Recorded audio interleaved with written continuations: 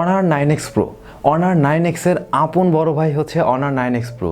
20,000 টাকা বাজেটের মধ্যে অনার 9X আমাদের খুব দারুণ কিছু দেবে বলে আমরা আশা করছি এবং অনার 9X এর যে স্পেসিফিকেশন আমরা দেখেছিলাম সেটা খুবই দারুণ ছিল। আর এই অনার 9X Pro এর স্পেসিফিকেশন আরও দারুণ, অর্থাৎ অনার 9X এর চাইতে অনার 9X এ বিশেষ কিছু পরিবর্তন আনা হয়েছে এবং যে সমস্ত জিনিসগুলো আমাদের ল্যাকিংস বলে মনে হয়েছিল যে অনার 9X এ এই জিনিসগুলো থাকলে আরেকটু ভালো হতো, সেই সমস্ত জিনিসগুলোই দেওয়া হয়েছে অনার 9X Pro তে।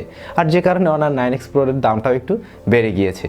তো আজকের ভিডিওতে আমরা টোটালি জানবো যে অনার 9X Pro তে আসলে কী কী স্পেসিফিকেশন রয়েছে এবং এটার দামটা কী হতে পারে, আর অনার 9X এর থেকে অনার 9X Pro আসলে কতটুকু আলাদা। তো যারা এখনও অনার 9X এর ভিডিওটি দেখেননি তারা চাইলে এই আই বাটনে ক্লিক করে অনার 9X এর ফুল রিভিউটি দেখে নিতে পারেন। তো 9X Pro ফুল একটি স্পেসিফিকেশন রিভিউ নিয়ে আমি আপনাদের সাথে থাকছি স্যাম, আর আপনারা দেখছেন SamZone। Regular tech related video এবং গ্যাজেটের রিভিউ পেতে চ্যানেলটি সাবস্ক্রাইব করে আমাদের সাথেই থাকুন। তো বরাবরের মতো প্রথমেই 9X Pro design and build quality নিয়ে কথা বলা যাক। 9X এবং 9X Pro দুইটা মোবাইল অলমোস্ট সেম, এদের সাইজ এবং এদের সব কিছু মোটামুটি একই রকম, অর্থাৎ ফ্রন্ট সাইড থেকে দেখতে দুইটাকে কোনোভাবেই আলাদা বলে মনে হবে না। কিন্তু 9X Proর ব্যাক সাইডের ডিজাইনটা কিছুটা ভিন্ন রয়েছে, অর্থাৎ আমরা এখানে একটা গ্রেডিয়েন্ট কালার দেখতে পাবো যেটা হচ্ছে গিয়ে একটু এক্স শেপের, যার ফলে এটাকে আরও দারুণ লাগবে। অর্থাৎ এইটা যে একটা বস মানে প্রো ভার্সন সেটা আসলে এর লুকসে আলাদা করে দিচ্ছে। 9X আমরা দেখেছিলাম সেখানে ছিল ডুয়াল সেটআপ যুক্ত ক্যামেরা, অর্থাৎ রেয়ারে আমরা ডুয়াল সেটআপ ক্যামেরা পাচ্ছিলাম, কিন্তু এই মোবাইলটিতে অর্থাৎ 9X Proতে আমরা পাচ্ছি ট্রিপল রেয়ার ক্যামেরা। মোবাইলটির ব্যাক সাইডটি গ্লাস ফিনিশড হওয়াতে এটা দেখতে অবশ্যই খুবই দারুণ লাগবে এবং ওভারঅল এর লুকসের কারণে অবশ্যই একটি প্রিমিয়াম কোয়ালিটির মোবাইল বলেই মনে হবে। তো এবার আসা যাক এর ডিসপ্লে সেকশনে।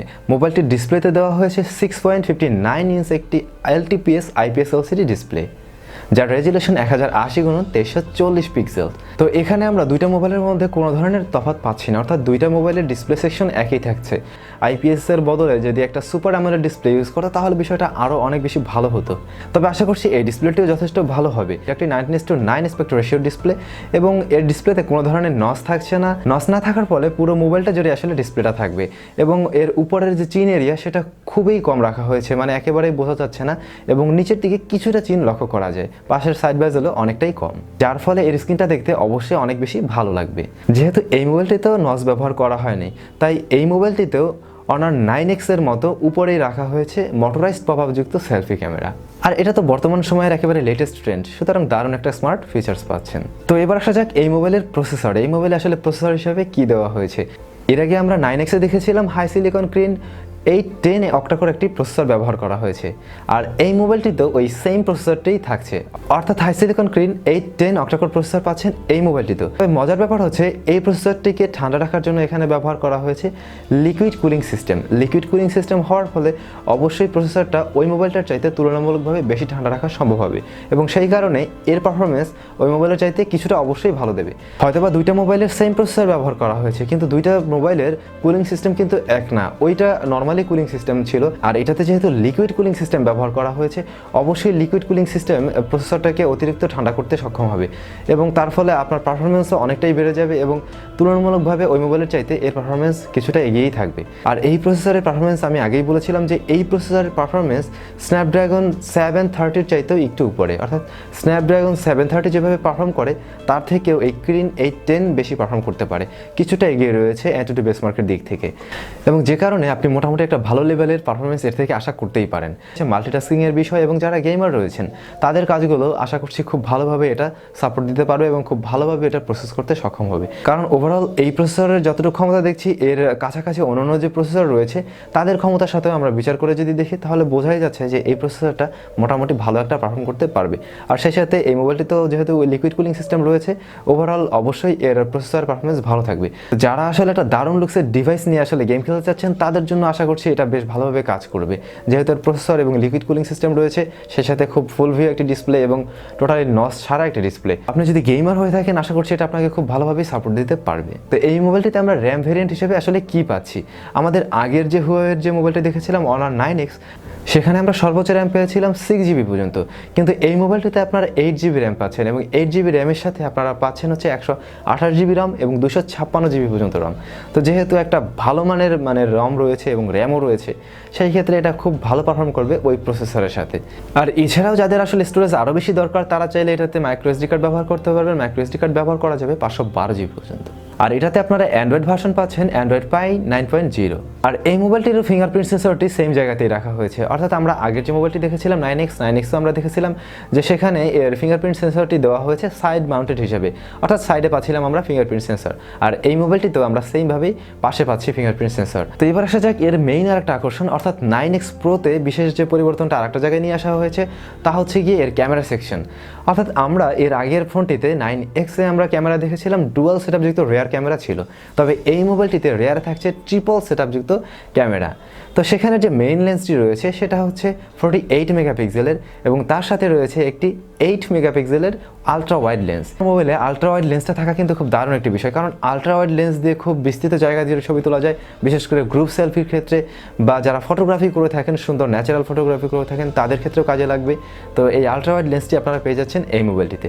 আর সেই সাথে একটা 2 মেগাপিক্সেলের ডেপথ সেন্সর রয়েছে, যেটা ডেপথ সেন্স করার ক্ষেত্রে ব্যবহার হবে পোর্ট্রেট তোলার ক্ষেত্রে। তো অবশ্যই বলতে হচ্ছে 9X-এর চাইতে 9X Pro ক্যামেরার দিক থেকে অনেকটাই এগিয়ে রয়েছে, যেহেতু ট্রিপল সেটআপ যুক্ত ক্যামেরা এবং টোটালি নতুন একটা এখানে লেন্স নিয়ে আসা হয়েছে, এবং যার ফলে ক্যামেরা সেকশনটা আগেরটার চাইতে এগিয়ে থাকবে। মোটামুটি আমাদের এই বাজেটের ভিতরে আমাদের যতটুকু ডিমান্ড থাকে এটা মোটামুটি সেইটুকু আমাদেরকে দিয়ে দিতে পারবে। তবে এর ফ্রন্ট ফেসিং ক্যামেরাতে কোনো ধরনের পরিবর্তন আনা হয়নি। ফ্রন্ট ফেসিং ক্যামেরাটি রয়েছে 16 মেগাপিক্সেল, অর্থাৎ এর যে মোটরাইজড পপ আপ সিস্টেম যে উপরে ক্যামেরাটি রয়েছে সেখানে আপনারা সেই ফ্রন্ট ফেসিং হিসেবে 16 মেগাপিক্সেলেরই ক্যামেরা পাচ্ছেন, যার অ্যাপারচার f2.2। তো এই ক্যামেরাটাও আশা করছি মোটামুটি ভালোই হবে, অর্থাৎ 9X-এর মতোই হবে। এই মোবাইলটির ব্যাটারি হিসেবে কি দেওয়া হয়েছে, এই মোবাইলটিতেও ঠিক আগের মতোই সেম ব্যাটারি দেওয়া হয়েছে, অর্থাৎ 4000 মিলিঅ্যাম্পিয়ারের ব্যাটারি। 4000 মিলিঅ্যাম্পিয়ারের ব্যাটারি আমরা ঠিক 9X-এও দেখেছিলাম, 9X Proতেও দেখেছিলাম। তো এখানে আমার মতে ছিল যদি আরেকটু বাড়িয়ে দেওয়া হতো ব্যাটারিটা, যেহেতু এটা একটু ওই গেমের কথা চিন্তা করে তৈরি করা হয়েছে, লিকুইড কুলিং সিস্টেম দেওয়া হয়েছে, যদিও সেম প্রসেসর তারপরেও তারা ওরকমভাবে একটু চিন্তা করছে। তো সেই ক্ষেত্রে যদি আরেকটু ব্যাটারি বাড়িয়ে দেওয়া যেত তাহলে অবশ্যই আরেকটু বেশি ভালো হতো। সেই ক্ষেত্রে হয়তো একটু ব্যাকআপের টাইমটাও বেড়ে যেত, যেহেতু এই মোবাইলটার ডিসপ্লেটা আসলে অনেক বড়। তো সেই ক্ষেত্রে অবশ্যই একটু ভালো ব্যাটারি ব্যাকআপ হলে আমাদের জন্যই ভালো হতো। তো ওভারঅল এইগুলোই ছিল আসলে হচ্ছে 9X-এর সাথে 9X Proর পরিবর্তন। 9X এবং 9X Pro almost same device, মানে লুকিংয়ের দিক থেকে তেমন কোনো ধরনের পরিবর্তন নেই। পিছনের সাইড থেকে দেখলে কিছুটা আলাদা বলে মনে হবে, যেহেতু এখানে ট্রিপল সেটআপ যুক্ত ক্যামেরা এবং সেই সাথে এর ডিজাইনের কিছুটা পরিবর্তন লক্ষ্য করা গিয়েছে, অর্থাৎ পিছনের যে কালার শিফটিংটা রয়েছে সেটা কিছুটা X-এর মতো, এবং X-এর মতো হওয়াতে দেখতেও বেশ দারুণ লাগছে। তো এখানে আমরা বিশেষ একটা পরিবর্তন পেয়েছি, ওই কুলিং সিস্টেমে আমরা একটু পরিবর্তন পাচ্ছি। তো এইগুলোই হচ্ছে এর মেইন পরিবর্তন। আহামরি অনেক কিছু এখানে পরিবর্তন করা হয়নি, অলমোস্ট সেম রাখা হয়েছে।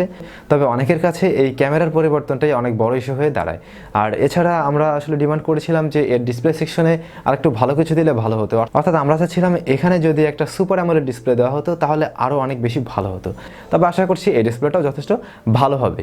তো এই মোবাইলটির আসলে দাম কেমন হতে পারে? চায়নাতে লঞ্চ হওয়া এই মোবাইলটির দাম বাংলাদেশে যদি কনভার্ট করা হয় সেই ক্ষেত্রে এর দাম হওয়া উচিত 27,000 টাকার মধ্যে।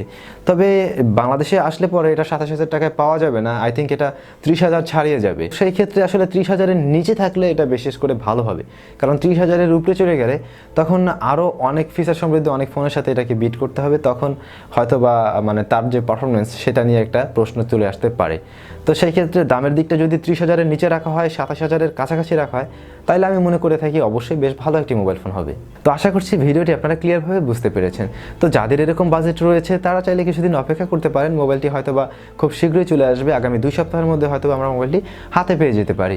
তো সেই ক্ষেত্রে যারা এই মুহূর্তে এরকম বাজেটে মোবাইল কিনতে চাচ্ছেন তারা একটু অপেক্ষা করতে পারেন 9X অথবা 9X Proর জন্য। আশা করছি মোবাইল ফোনটা বেশ ভালোই হবে। তো সবাই অনেক ভালো থাকুন, সুস্থ থাকুন। আর আজকের মতো আমি স্যাম বিদায় নিচ্ছি, দেখা হবে পরবর্তী ভিডিওতে। টাটা।